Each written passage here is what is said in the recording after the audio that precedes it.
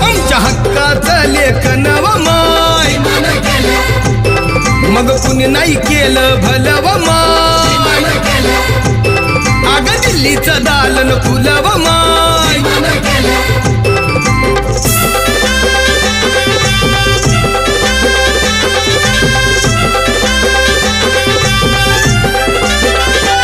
तुमच्या पोरानं शाळेत शिकावं आशाला जारीला मुकावं असं सभेमधी भाषण व माय